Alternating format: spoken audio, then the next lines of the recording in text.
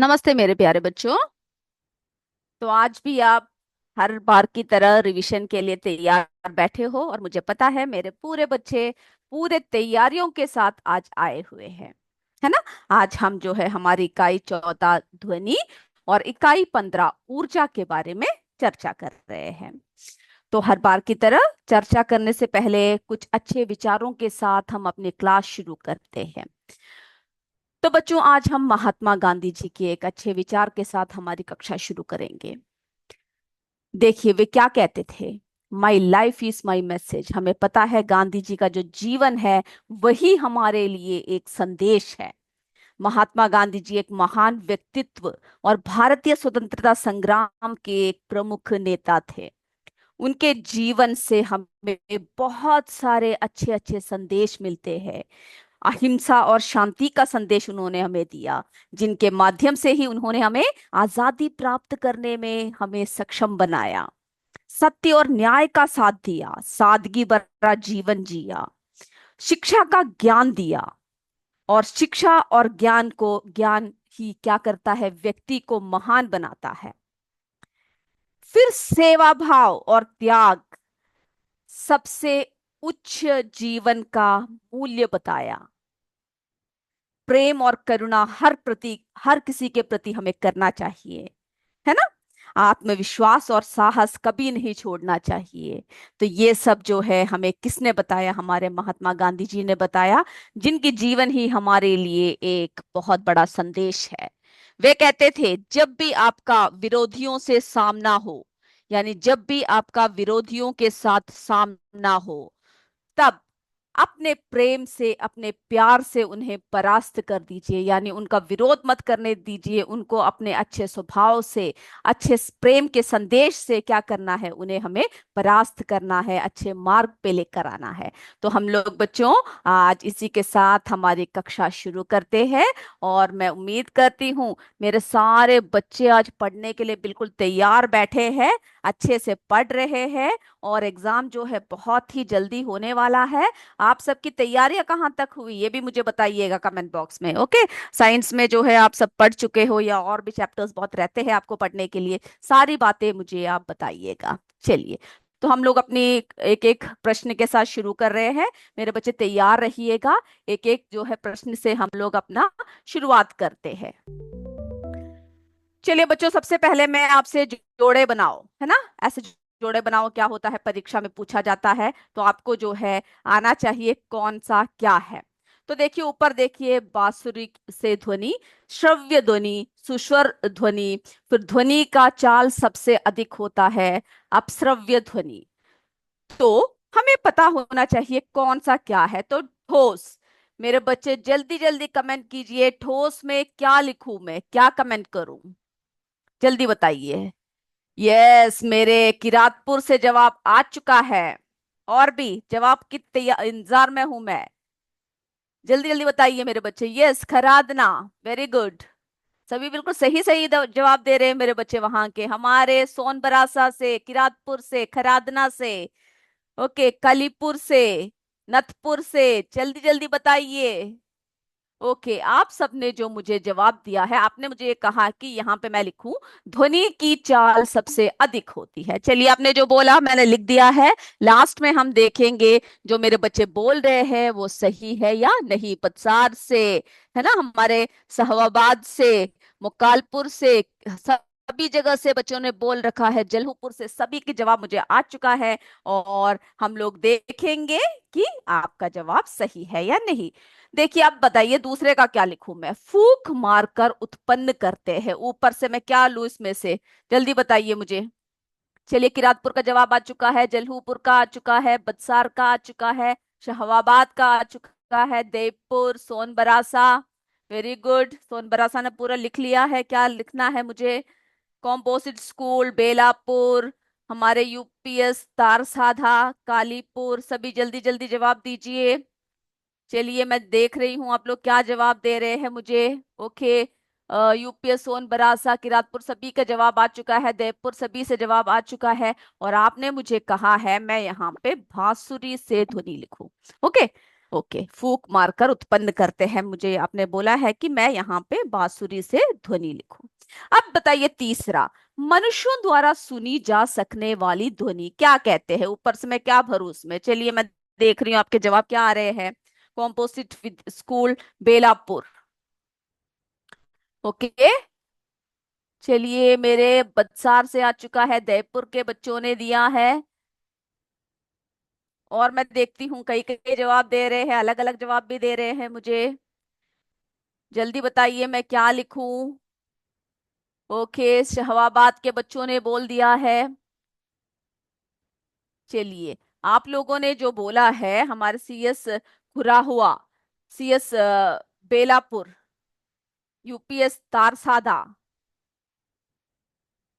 Okay, आप लोगों ने जो मुझे जवाब दिया है खरादना। ओके, आपने जो मुझे जवाब दिया है, आपने मुझसे कहा है कि इसमें मैं श्रव्य ध्वनि लिखूं। ओके, आपने क्या कहा है? श्रव्य ध्वनि को मुझे लिखने को कहा है। चलिए, 20 कंपन प्रति सेकंड से कम आवृत्ति की ध्वनि, है ना, जो हमारे भूकंप सबके दौरान होते हैं, उसको कैसे ध्वनि कहते हैं? जल्दी बताइए मुझे। ओके, हमारे सीएस समोग्रा से जवाब आ चुके हैं।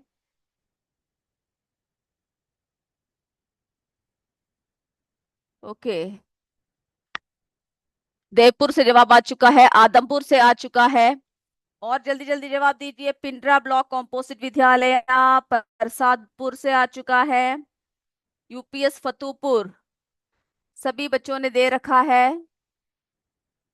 यस, सभी बच्चों ने मुझे जवाब दे रखा है। सीएस मुकालपुर, सभी आप लोगों ने जो मुझे बता रखा है वो आपने कहा है कि अपश्रव्य ध्वनि को लिखूं। ओके, मैंने लिख लिया। चलिए, अब अगला हमारा एक ही ऑप्शन बचा हुआ है ना, सुस्वर ध्वनि। हारमोनियम ढोलक से उत्पन्न ध्वनि कौन सा लिखूं? चलिए, अब इसमें मैं इंतजार नहीं कर रही हूँ, मेरे बच्चों ने मुझे जवाब दे रखा है। ओके, पहला ही लिख दीजिए, सुस्वर ध्वनि। चलिए, अब हम लोग देखते हैं आप लोगों ने जो जो उत्तर दिया है वो सही है या गलत है। ओके,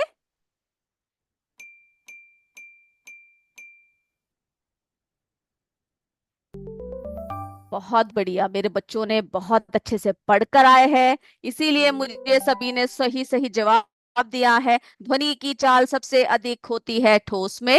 बांसुरी की ध्वनि जो है फूंक मारकर उत्पन्न होता है। श्रव्य ध्वनि मनुष्यों द्वारा सुनी जा सकने वाली ध्वनि है। अब श्रव्य ध्वनि 20 कंपन प्रति सेकंड से कम आवृत्ति की ध्वनि है। सुस्वर ध्वनि हारमोनियम ढोलक सबसे जो उत्पन्न होता है वो वाली ध्वनि है। तो चलिए, अब हम तो ये मेरे बच्चों ने बिल्कुल सही सही जवाब दिए हैं। अगले प्रश्न की तरफ चलते हैं और इसी तरह से आप क्या कीजिएगा, अच्छे से मुझे जवाब दीजिएगा। ओके, अगला प्रश्न देखते हैं।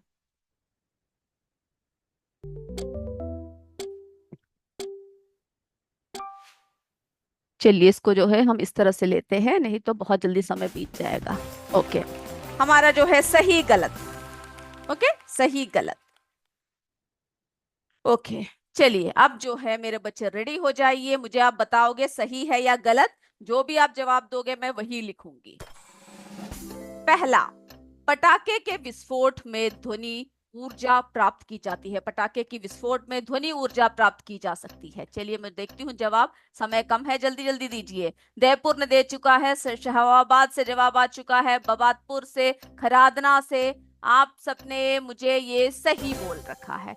चलिए मैं देखती हूँ और मेरे किस किस बच्चों ने दिया है, क्योंकि अगर हम जल्दी नहीं करते हैं तो हमारा समय बीत जाएगा। आदमपुर के बच्चों ने दिया है, चंदापुर के बच्चों ने दिया है ना, हमारे गजापुर के बच्चों ने, सभी ने हमें जो है जवाब दिया है। और हमारे कॉम्पोजिट विद्यालय गहुरा के बच्चों ने जवाब दिया है। हमारे सीएस मरुति मरई से जवाब आ चुका है। कॉम्पोजिट विद्यालय गहुआ के बच्चों ने भी बहुत बार जवाब दिया है। यूपीएस मंजरी मंजरी से भी जवाब आया हुआ है। तो मेरे बहुत सारे बच्चों ने मुझे जो है जवाब दिया है। चलिए अब दूसरे प्रश्न की तरफ चलते हैं, जल्दी दीजिएगा जवाब। उच्च तारत्व वाली ध्वनि का आवृत्ति अधिक होती है। उच्च तारत्व वाली ध्वनि का आवृत्ति अधिक होती है। जल्दी बताइए सही है या गलत, कमॉन। मैं देख रही हूँ मेरे बच्चे यस, गजापुर, आदमपुर सभी जवाब दे रहे हैं। बहाव, यूपीएस बहाव से जवाब आ चुका है। आप सबने सही जवाब बोला है। चलिए, और मैं देखती हूँ मेरे बच्चों ने कहाँ कहाँ से और जवाब दिए हैं मुझे। किरातपुर के बच्चों ने, बबातपुर के बच्चों ने, शहवाबाद के, राखी नेवाड़ा से जवाब दिया है। ये के यूपीएस वर्तरा कला से जवाब आया है। Okay, very good. हमारे यूपीएस मंगेरी से जवाब दिया है। सीएस कुसुमुरा से जवाब आया है। यूपीएस दौलतिया से बच्चों ने जवाब दिए हैं। इसी तरह आप जो है सारे जवाब देते रहिए। Composite school Belapur, okay very good. Composite school Gahura, सभी से बच्चों ने दिया है। और कई स्कूलों से बच्चे नाम पे नहीं चढ़े हैं स्कूल के, इसलिए समझ में नहीं आ रहा कौन से स्कूल का नाम बताए। हमारे कॉम्पोजिट विद्यालय लक्षारपुर के बच्चों ने भी इसका जवाब अच्छे से दिया है। चलिए, तीसरा प्रश्न। ध्वनि की चाल सबसे अधिक द्रव में होता है। ध्वनि की जो चाल होती है सबसे अधिक किसमें होता है बोल रखा है? द्रव में होता है। जल्दी बताइए, सही है या गलत है? चलिए, मेरे बच्चे ये जो है गलत बोल रहे हैं। ओके, देखते हैं किस किस बच्चों ने दे रखा है जवाब हमारे। चलिए, हमारे खेमापुर से, देवपुर से, वर्तरा कला से सभी बच्चे जो है, सभी ने बोला है। हमारे राखी नेवाड़ा, सभी से बच्चों ने बोल रखा है ये बात गलत है। ओके, चौथा प्रश्न। चलिए, ऊर्जा का प्राथमिक स्रोत सूर्य होता है। ये तो मेरे बच्चे बिल्कुल मुझे जल्दी जल्दी बताएंगे।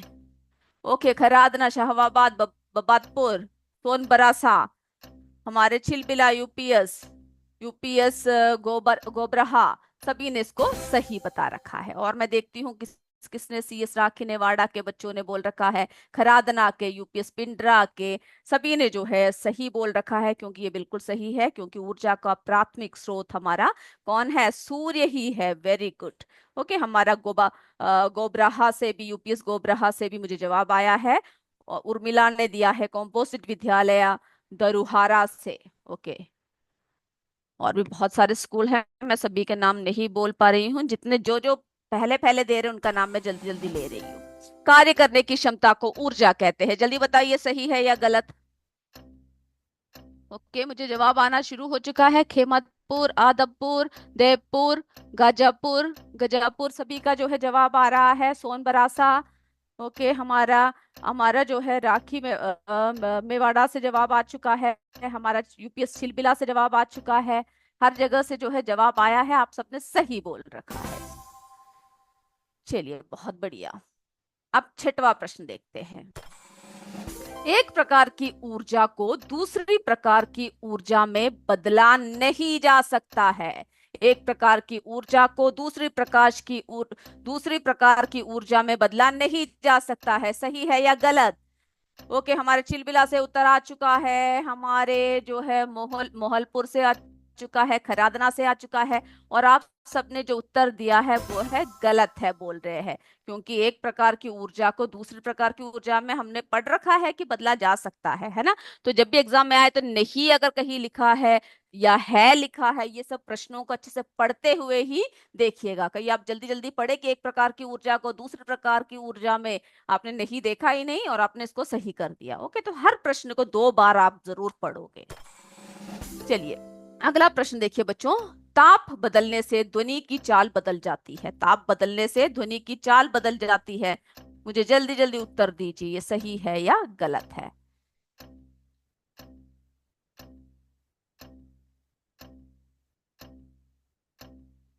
ओके, आप सबने जो है इसको, कई स्कूल ने क्या सही बोल रखा है, हम लास्ट में देखेंगे सारे। ओके, चलिए, अब अगला देखिए।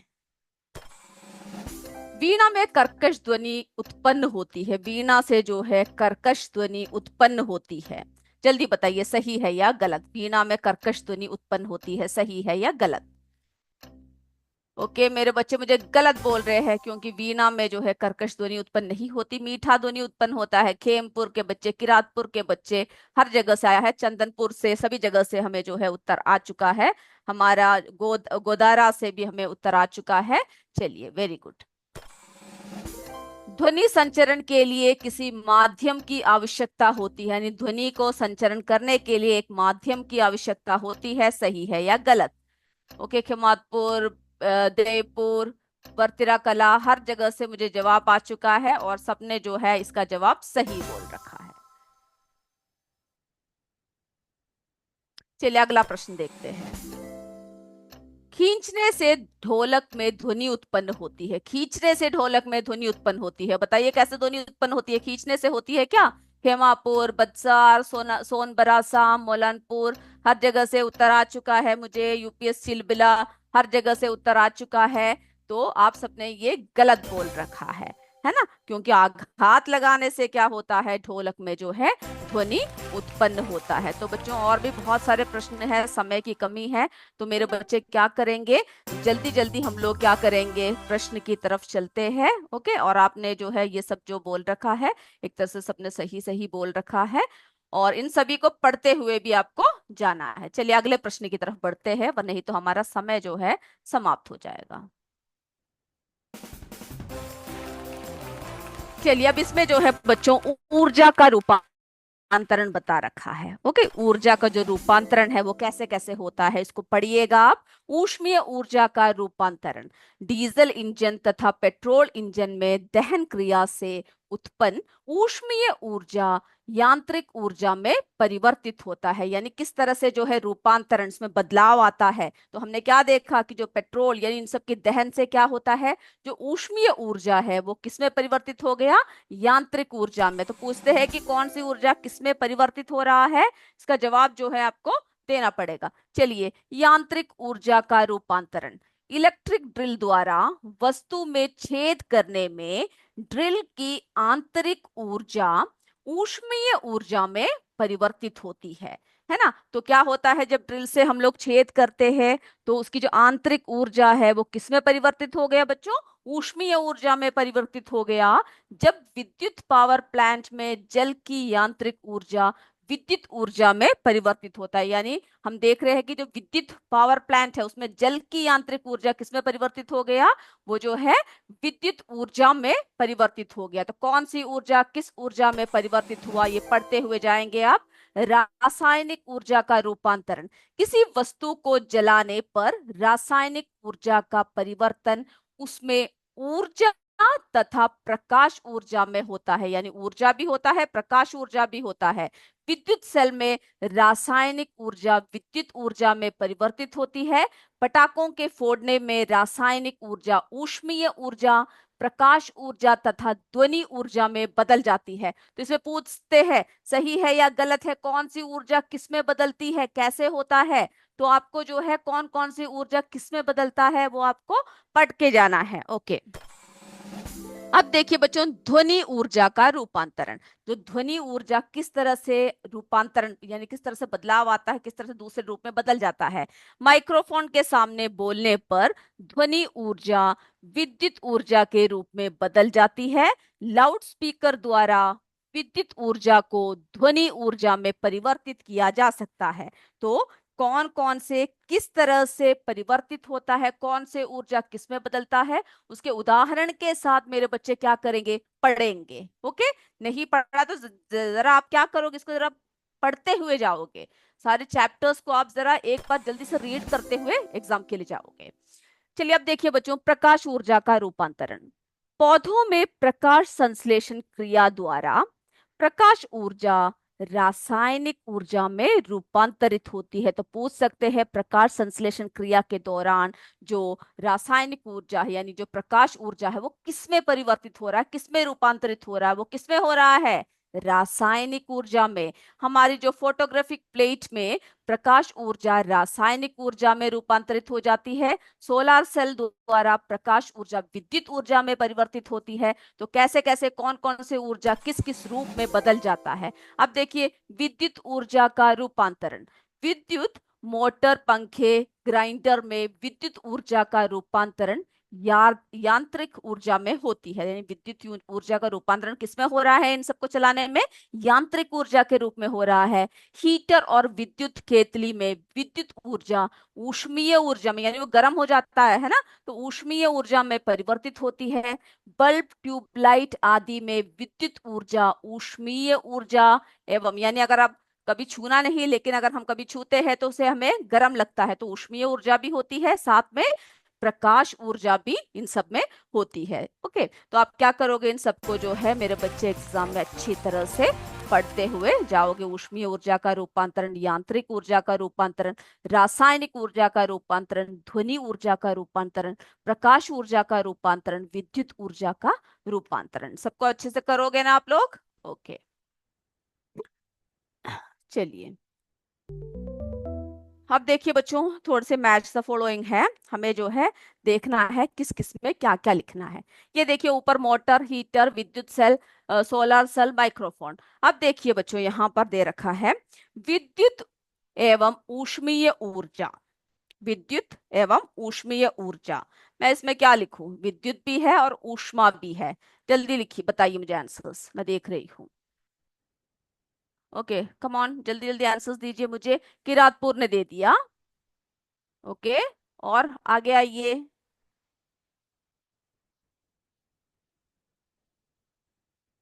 पदसार।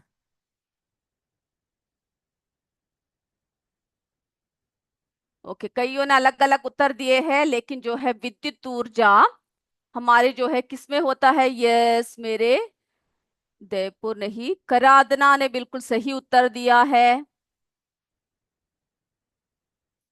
कॉम्पोजिट विद्यालय कुटुपुर ने बिल्कुल सही उत्तर दिया है। हमारे राखी मेवाड़ा। ओके, तो आप लोगों ने तो इस बात में आपको डाउट है ना? तो ये जो है हमने इसमें क्या बोल, विद्युत भी है और ऊष्मीय भी है।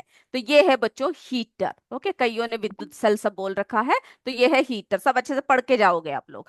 विद्युत एवं रासायनिक ऊर्जा, विद्युत एवं रासायनिक ऊर्जा। अब बताइए इसमें क्या लिखूं मैं? ओके, किरातपुर सबने तब सही जवाब दिया था, सीएस कुरु ने बिल्कुल सही जवाब दिया है। ओके, और आगे आइए।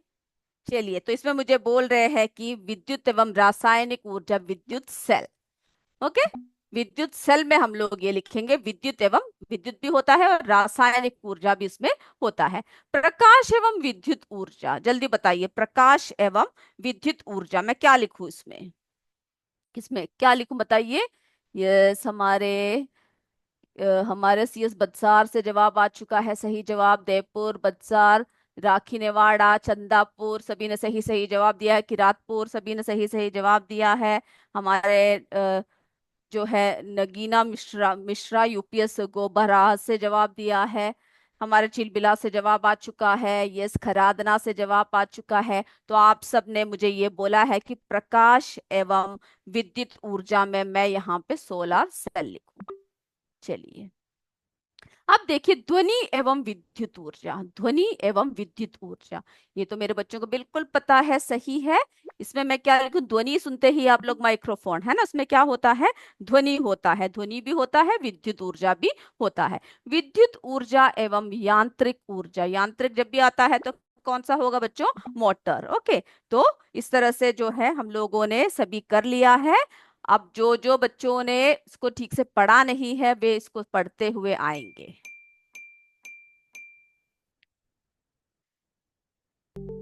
ओके, बिल्कुल सही सही जवाब दिया। कुछ बच्चों ने थोड़े बहुत गलतियां किया था, उसको आप जो है सही से कर लीजिएगा। चलिए अगला देखते हैं हम लोग। अब देखिए बच्चों, ध्वनि प्रदूषण के कारण पूछते हैं, उसके निवारण पूछते हैं, सब पूछते हैं। तो ध्वनि प्रदूषण वातावरण में अत्यधिक तेज और अवांछित ध्वनियों से होने से होता है। यानी ध्वनि ध्वनि प्रदूषण कैसे होता है? हम लोगों ने प्रदूषण पढ़ रखा है, तो ध्वनि प्रदूषण का क्या कारण है? यानी बहुत तेज आवाज जो होती है, अत्यधिक तेज और अवांछित ध्वनि जिसकी हमें जरूरत नहीं है, उनकी वजह से ध्वनि प्रदूषण होता है। ओके, ये प्रश्न में पूछते हैं, आप लोग जो है इसका लिख लीजिएगा। चलिए, तो अब जो है ध्वनि प्रदूषण को कम करने का उपाय पूछ सकते हैं, तो हम लोग क्या क्या उसमें उपाय बता सकते हैं? वाहनों की आवाज कम करनी है ना, यानी बार बार हॉर्न ना बजाना, जब जरूरत हो तभी बजाना। जो हमारे उद्योगों में शोर रोकने वाले उपकरण लगाना, यानी इतने बुरी तरह से भोंपू बजाते हैं कि पूरा गाँव उठ जाता है ना, तो उसमें जो है शोर कम करने वाला या रोकने वाला भोंप जो है उपकरण लगाना। निर्माण कार्यों का के समय सीमित करना, यानी जब कंस्ट्रक्शन वर्क, जब निर्माण कार्य सब चलता है तो बहुत शोर शराबा होता है कि हम लोग घरों में बैठ भी नहीं पाते, है ना, क्लास नहीं सुन पाते, पढ़ नहीं पाते। तो उन सब का जो है कार्य को नियमित करना, यानी कि रात दिन जो है निर्माण कार्य चल रहा है। फिर जो है आतिशबाजी पर प्रतिबंध लगाना, जो हमारे आतिशबाजी सब जो करते हैं, हम लोग जो पटाखे फोड़ते हैं, जैसे दिवाली सब में क्या करते हैं, पूरी तरह से पटाखे फोड़ते हैं, उसकी जगह पर आप क्या कर सकते हो, कम शोर करने वाले आतिशबाजी कर सकते हो, वो भी बहुत ही कम तरीके से। ओके, लोगों में जागरूकता फैलाना आदि, यानी लोगों में जागरूकता फैलाना चाहिए कि किस तरह से आप लोग जो है ध्वनि प्रदूषण को कम करें। फिर जो है ध्वनि ध्वनि प्रदूषण होने के और भी कारण है, क्या है, यातायात से होने वाली ध्वनि, भारी मशीनों और उद्योगों से निकलने वाली ध्वनि, निर्माण कार्यों में उपयोग होने वाले उपकरणों की ध्वनि, अत्यधिक तेज संगीत। कई बार ऐसा होता है ना कि आप इतना तेज गाना लगाते हैं कि मम्मी पापा बोलते हैं, घर के सभी लोग बोलते हैं कि अरे बंद करो, ये क्या लगा रखा है। तो आप बोलते हो कि ये गाना जो है जोर से लगाने से ही हमें डांस करने में मजा आता है। तो कभी भी क्या नहीं करना चाहिए, ऐसा नहीं करना चाहिए। आप लोगों को हर किसी का ध्यान रखना चाहिए, और जितना हो सके, क्योंकि बच्चे, छोटे बच्चे सो रहे तो वो उठ जाते हैं, और घर में जो है बड़े बुजुर्ग होने से उनको भी बहुत तकलीफ होती है, दूसरों को भी काम करने में तकलीफ होती है। तो हमेशा जो है ध्यान रखिएगा कि ध्वनि प्रदूषण कम हो। तो अत्यधिक तेज संगीत जो है नहीं करना है, और आतिशबाजी आदि को जो है हमें कम करना है। ओके, तो ये पॉइंट्स को सब पढ़ते हुए जाइएगा। और अब देखते हैं, थोड़े से हमारे पास सिर्फ 5 मिनट का समय बचा है, थोड़े से प्रश्न उत्तर जल्दी से कर लेते हैं। ओके, आप लोग टिक करते हुए जाइएगा। स्पष्ट कीजिए कि ध्वनि किस प्रकार उत्पन्न होती है। तो पूछा गया है कि जो है ध्वनि कैसे उत्पन्न होती है। ओके, ध्वनि कैसे उत्पन्न होती है, ध्वनि किसी वस्तु के कंपन से उत्पन्न होती है। अगर क्वेश्चन आया, प्रश्न आया और आपको कुछ भी नहीं पता, कम से कम ये लाइन लिख दीजिए कि कंपन से, किसी वस्तु के कंपन से उत्पन्न होती है। जब कोई वस्तु कंपित होती है, जब क्या होता है, वो कांपता है, कंपित होता है, तो उससे लगे माध्यम के कणों में झटके लगते हैं, यानी उसके आसपास जितने भी कण होते हैं सब ऐसे ऐसे झटकते हैं। ये झटके एक कण से दूसरे कण तक फैलते रहते हैं। इसी प्रकार एक तरंग का निर्माण होता है। तो यहां तक क्लियर है आप सबको। जब क्या होता है, माध्यम से जब कणों में झटके लगते हैं, झटके एक कण से दूसरे कण में फैलते हैं, और इसी प्रकार जो है क्या होता है, तरंग का निर्माण होता है, जो हवा, पानी या ठोस पदार्थों जैसे माध्यम में फैलती है। यही तरंग आकर हमारे कान तक पहुंचती है, और कानों के अंदर स्थित संवेदी कणों को झकझोर कर ध्वनि का अनुभव कराती है। तो जितने मार्क्स का प्रश्न होगा उस हिसाब से आप क्या कीजिएगा, इसका आंसर दीजिएगा। चलिए, ऊर्जा रूपांतरण से आप क्या समझते हैं। ऊर्जा रूपांतरण, एक प्रकार की ऊर्जा को दूसरी प्रकार की ऊर्जा में बदला जा सकता है ना। अभी प्रश्न एक मैंने बताया था आपसे कि नहीं बदला जा सकता, ट्रू फॉल्स में, तो आपको याद रखना है कि बदला जा सकता है। ऊर्जा का केवल रूपांतर होता है, यानी ऊर्जा को जो है एक रूप से अलग रूप में हम बदल सकते हैं। इसे क्या नहीं कर सकते, इसे ना तो उत्पन्न किया जा सकता है और ना ही नष्ट किया जा सकता है। क्लियर है ये आंसर, जल्दी जल्दी बताइए, यस और नो। यहां तक आपको क्लियर हुआ, ये पढ़ के जाएंगे ना। यस, मेरे बच्चे सभी यस बोल रहे हैं, तो मैं उम्मीद कर रही हूँ क्लियर है। चलिए, माचिस की तीली एवं मोमबत्ती जलाने पर कौन सी ऊर्जा किस ऊर्जा में परिवर्तित होती है, ऐसे बहुत सारे प्रश्न पूछे जाएंगे। माचिस की तीली एवं मोमबत्ती मोमबत्ती जलाने पर रासायनिक ऊर्जा का रूपांतरण ऊष्मीय ऊर्जा तथा प्रकाश ऊर्जा में होता है। यानी जब मोम जो हमने जो है माचिस की तीली जला दिया, तो उसमें क्या हुआ बच्चों, जो रासायनिक ऊर्जा है उसका रूपांतरण, उसका रूप जो है ऊष्मीय ऊर्जा और प्रकाश ऊर्जा में बदल गया। प्रतिध्वनि को परिभाषित कीजिए। जो प्रतिध्वनि है वो क्या है, पूछ रहे हैं। प्रतिध्वनि एक ऐसी घटना है जिसमें किसी ठोस वस्तु से टकराकर ध्वनि तरंगे उसी दिशा में लौट आती है। जैसे कि आप कोई हॉल में जाकर से जोर से चिल्लाते हो, तो आपको क्या लगता है, आपकी आवाज वापस आपके पास आ रही है ना। तो जो प्रतिध्वनि है, यानी क्या हो रहा है, आप ऐसी घटना जिसमें किसी ठोस वस्तु से टकराकर ध्वनि तरंगे उसी दिशा में जो है लौट आती है जिससे वे आई थी। किसी पहाड़ी के पास या किसी बड़े हॉल में चिल्लाने पर हमें वही ध्वनि दोबारा सुनाई देता है। ध्यान दिया है आप लोगों ने, सुनाई देता है ना। इसे हम प्रतिध्वनि कहते हैं। अब ये मत सोचिएगा प्रतिध्वनि बाप रे ये क्या पूछ लिया, तो क्या है जिसमें जो है हमारी ध्वनि वापस टकराकर हमारे पास ही आ जाती है, तो इसे जो है प्रतिध्वनि कहते हैं। तथा ये ध्वनि के परावर्तन के कारण होता है। ये वर्ड आप याद कर लीजिएगा, ये ध्वनि के किसकी वजह से होता है, परावर्तन के कारण होता है। यहां तक क्लियर है मेरे बच्चों को? चलिए अगला देखिए, किसी वस्तु में गति के कारण तथा स्थिति के कारण कौन सी ऊर्जा उत्पन्न होती है? ये बहुत ही सिंपल है। किसी वस्तु में गति के कारण तथा स्थिति के कारण यांत्रिक ऊर्जा उत्पन्न होती है। कौन सी होती है? यांत्रिक ऊर्जा उत्पन्न होती है। तारत्व की परिभाषा लिखिए। मोटी तथा पतली ध्वनि के कारण का अंतर स्पष्ट कीजिए। चलिए अब ये देखते हैं, तारत्व एक ध्वनि का वह गुण है जिसके आधार पर हम क्या कर सकते हैं, हम ये पहचान सकते हैं कि ध्वनि मोटी है या पतली। यानी इससे हम पहचान सकते हैं ध्वनि मोटी है या पतली। तारत्व ध्वनि की आवृत्ति पर निर्भर करता है और उच्च आवृत्ति वाली ध्वनि पतली होती है जबकि निम्न आवृत्ति वाली ध्वनि मोटी होती है। अब उदाहरण के लिए देखिए, बिल्ली की आवाज पतली होती है क्योंकि इसकी आवृत्ति उच्च होती है, ध्यान दिया है कभी? जबकि कुत्ते का भौंकना मोटी आवाज होती है क्योंकि इसकी आवृत्ति जो है निम्न होता है। चलिए 2 प्रश्न बचे हैं, हमारा समय समाप्त हो चुका है। हमें बांसुरी और कोयल की कुहुक जैसी आवाजें कर्ण प्रिय लगती है, परंतु लाउड स्पीकर की तीव्र आवाज कर्ण प्रिय नहीं लगती है ना। जब कोयल कूकती है बहुत मीठी लगती है, ऐसे क्यों?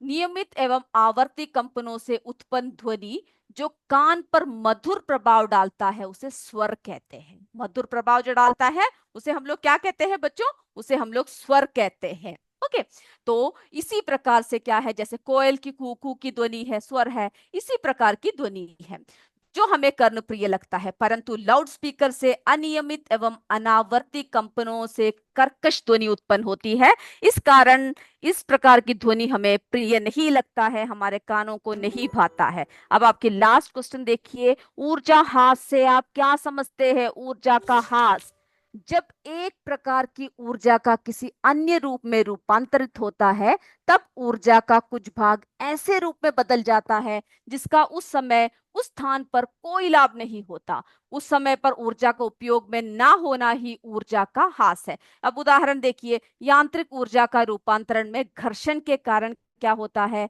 ऊर्जा को कुछ भाग ऊष्मीय ऊर्जा, ध्वनि ऊर्जा एवं प्रकाश ऊर्जा में बदल जाता है। जैसे कि क्या होता है, मशीनें सब खराब होता है ना, जिनका उस समय वहां पर कोई उपयोग नहीं होता, परंतु मशीन खराब होकर बंद हो जाता है। तो मेरे बच्चों आज के लिए इतना ही। अभी जो है मेरे बच्चों का सभी का अंग्रेजी क्लास का समय हो रहा है और आप लोग बेसब्री से इसका इंतजार कर रहे हो, तो मैं आपका ज्यादा समय नहीं ले रही हूँ। पढ़ के जाइएगा, अच्छे से पढ़ते रहिएगा। जय विद्या शक्ति, जय हिंद, जय भारत। धन्यवाद मेरे बच्चों।